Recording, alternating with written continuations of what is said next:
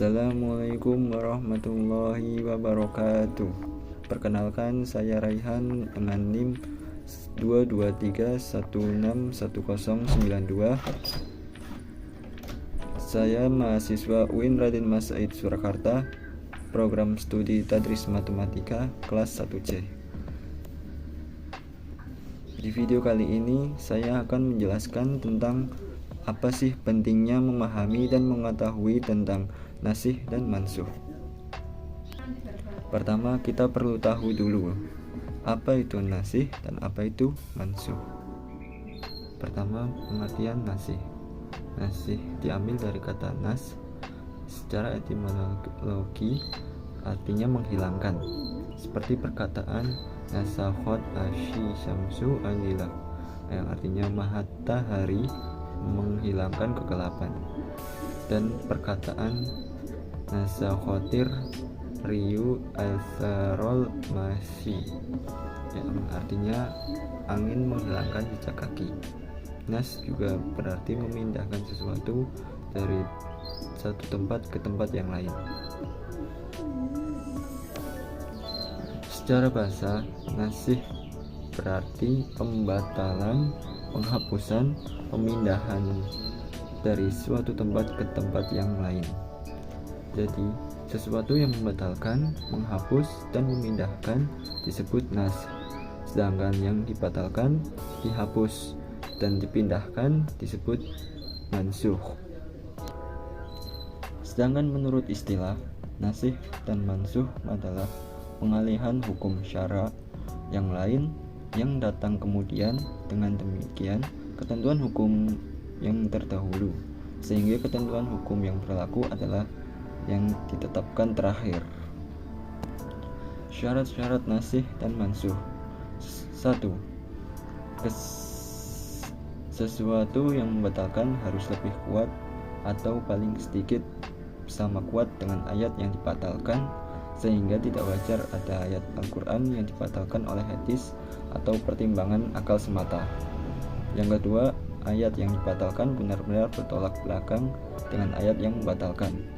Yang ketiga, harus terbukti dengan kuat ada yang meyakinkan mana ayat yang lebih dahulu turun dan mana yang kemudian. Berikutnya, macam-macam nasih wal mansuh. Yang pertama, nasah Al-Quran dengan Al-Quran, seperti dalam Al-Baqarah surat 240. Dan orang-orang yang akan meninggal dunia di antaramu meninggalkan istri, hendaklah berwasiat untuk istri-istrinya, yaitu diberi nafkah hingga setahun lamanya dengan tidak disuruh pindah dari rumahnya. Nah, surah Al-Baqarah 240 ini dinasahkan ke dalam surah Al-Baqarah ayat 234 tentang memberi iddah selama 4 bulan 10 hari, yang berbunyi, orang-orang yang meninggal dunia di antaramu dengan meninggalkan istri-istri, hendaklah para istri itu menangguhkan dirinya beridah 4 bulan 10 hari. Yang kedua, nasah Al-Quran dengan As-Sunnah. Yang ketiga, menasah Al-Sunnah dengan Al-Quran. Semisal yang terdapat di Al-Sunnah, sholat menghadap ke Baitul Maqdis, sedangkan di dalam Al-Quran tidak terdapat demikian. Nah, yang dari menghadap ke Baitul Maqdis di dalam Al-Sunnah ini dinaskah dengan Al-Quran yang terdapat dalam surah Al-Baqarah ayat 244 yang berbunyi, sungguh kami sering melihat mukamu mengadahkan ke langit, maka sungguh kami akan memalingkan kamu ke kiblat yang kamu sukai. Palingkanlah mukamu ke arah Masjidil Haram. Yang keempat, nasah Al-Sunnah dengan Al-Sunnah.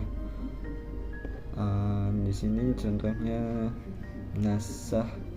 nasih hadis mutawatir dengan hadis mutawatir, nas hadis ahad dengan hadis ahad, nasih hadis mutawatir dengan hadis ahad, nas hadis ahad dengan hadis mutawatir. Nah, Berikutnya, manfaat atau pentingnya kita memahami nasikh dan mansukh. Yang pertama, menjaga kemaslahatan hamba supaya tidak salah mengartikan. Yang kedua,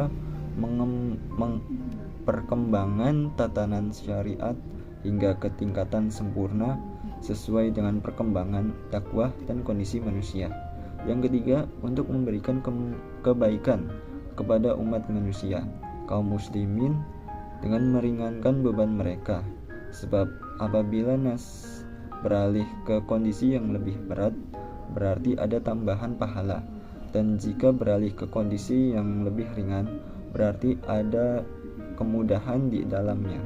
Sekian penjelasan dari saya, semoga bermanfaat. Kurang lebihnya mohon maaf. Wabil taufiq wal hidayah. Wassalamualaikum warahmatullahi wabarakatuh.